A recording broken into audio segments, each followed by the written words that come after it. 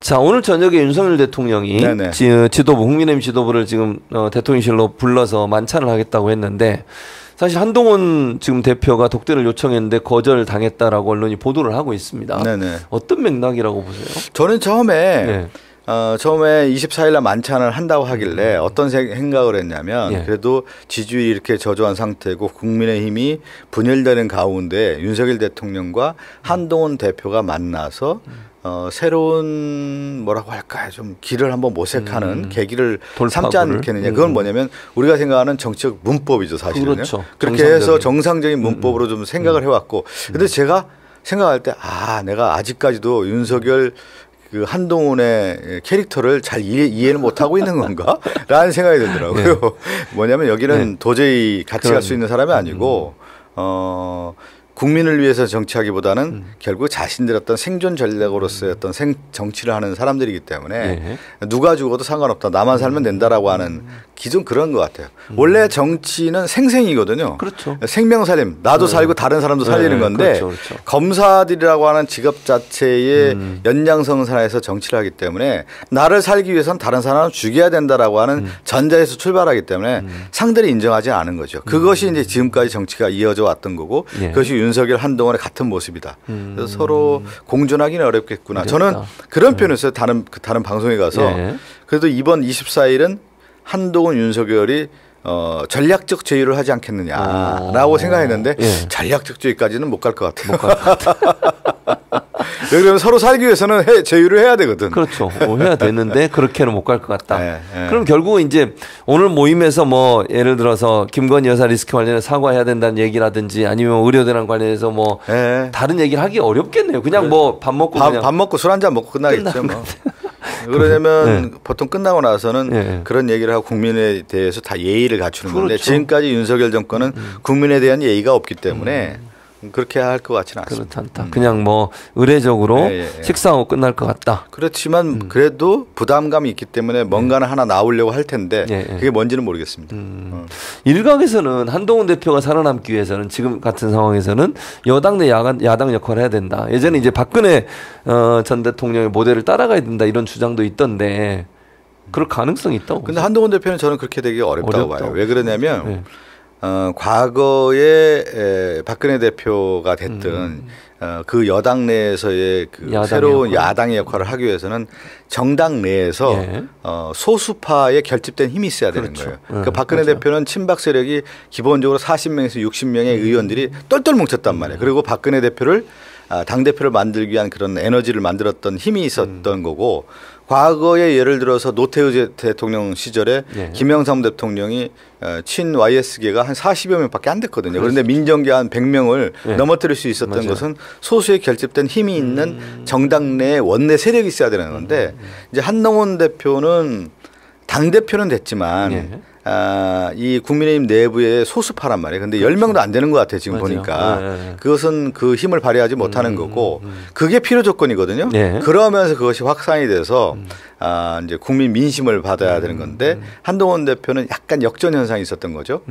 당심을 통해서 당대표가 됐는데 이준석 대표도 마찬가지 아니에요? 당심, 그러니까 외부의 힘에 의해서 이준석 대표가 들어왔지만 내부에 있는 원내 세력을 확보하지 못하다 보니까 팽당했단 말이에요. 한동훈 대표가 그런 면이 좀 더 강한 거죠. 그런데 이제 어떤 게 있냐면 한동훈 대표는 지금 이제 윤석열 정권에 지금 하락기에 들어간 당대표이기 때문에 자기의 스탠스가 어떻게 돼야 되는지에 대한 고민이 많을 겁니다. 정말로 야당 역할을 해야 되는 것인지 아니면 같이 제휴를 통해서 생존 전략으로 좀 몇 년을 더 가야 될지. 근데 이 시기에 대한 것들은 자신의 결단밖에 없는 거거든요. 근데 한동훈 대표가 그런 정책 결단을 할 수 있을까? 저는 그렇지 못할 것 같아요. 좀 회의적이다. 왜 그러냐면 정책 DNA가 그렇게 큰 것 같지는 않아요. 그건 아닌 것 같아요. 제가 봐도. 그러니까 늘 뭐 고개 숙이고 90도 인사하고 뭐 조금 뭘 하는 것 같다가 다시 뭐 포기해버리고 대통령 앞에 가면 그냥 작아지고 이런 모습이 계속되다 보니까 지금 그게 왜 안 되냐면 자기 당내에 의원 4, 50명이 붙여주면 그게 힘이 들어갈 수가 있는데 그 힘이 없는데요. 내가 똑같은 표현을 제가 많이 쓰는데 내가 고개를 돌렸을 때 뒤로 돌렸을 때 내 뒤에 있는 의원들의 숫자가 나의 힘인 거거든요. 국회에서는 그렇습니다. 그게 없다. 네. 이게 문제군요. 그게 없다 보니까 힘을 못 받는 거죠. 정책에서도 힘을 못 받고 그렇죠. 어떤 이슈에 대해서도 힘을 못 받고 그러다 보니까 네. 한동훈 대표가 존재감이 없는 거죠. 그리고 리더십을 확보할 수가 없는 거예요. 네, 지금 구조에서는. 네.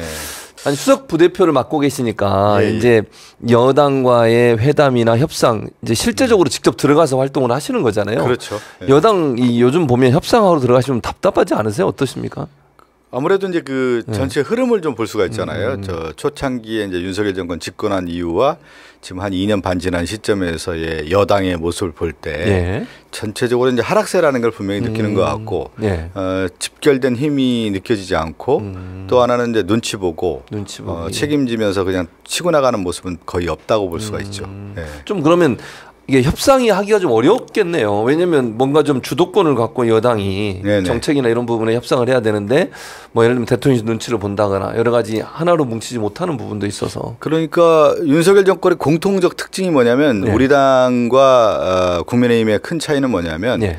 우리 당은 이제 원내 지도부라든가 당 자체가 자율권을 가지고 협상도 하고 거기에 대한 어떤 책임도 지고 그런 구조인 반면에 네. 국민의힘은 과거서부터 그랬어요. 사실은 윤석열 정권만이 있는 것이 아니라 그 전 정권부터 대통령실의 눈치를 보면서 원내 지도부라든가 당 지도부가 거기에 끌려가는 형국이었고 또 하나의 큰 특징이 뭐냐면 권력 초반에는 그렇게 끌려가다가 권력 후반기에는 약간 선을 그으면서 독자 생존하는 후보들이 등장한다고 하면 거기에 이제 다시 몰입해서 그 차기 대선 후보와 함께 가는 그런 구조였죠. 네. 늘. 네. 그러니까 지금 여야에 협상한다고 하더라도 여전히 아직까지 대통령실과 교류를 통해서 오더를 받는다 이렇게 봐야 되겠죠. 그래서 그런지 언론 보도에 보니까 이런 보도가 나왔어요. 네. 국민의힘 관계자가 직접 한 말이라고 보도가 나왔는데 민주당이 짠 프레임에 몇 년째 계속 휘둘리고 있다. 민주당이 진짜 잘한다.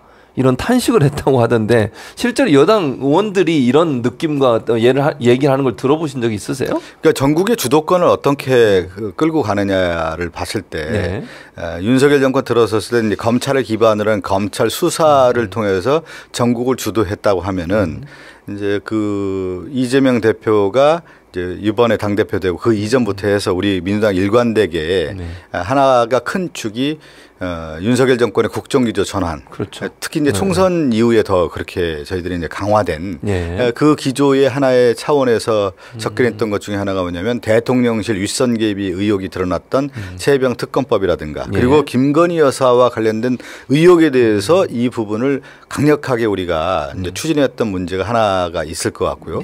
또 하나는 이제 민생 회복과 관련된 부분에 있어서 민생 회복 지원금이라든가 지역사랑 화폐법 이런 것들 상품권법 이런 것들에서 큰 기조로 우리가 이제 당과 원내가 한 원팀이 됐던 거죠.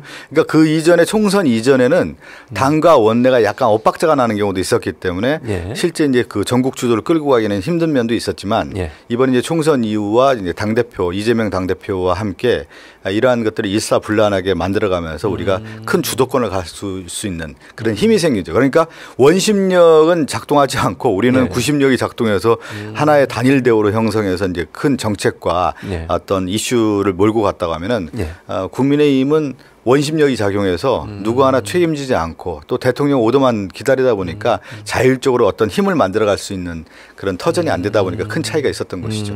그런 문제 때문에 결국은 이제 국민의힘 사람들도 국민의힘 내부에 있는 분들도 민주당이 잘하고 있다 이런 얘기를 할 수밖에 없는 구조라고 볼 수 있겠죠. 그리고 이제 그거는 상임위 활동하고 또 하나는 이제 국회 본회의장에서의 어떤 정당 간의 모습을 볼 때 우리가 훨씬 더 역동적으로 이끌어왔다 이렇게 볼 수가 있죠.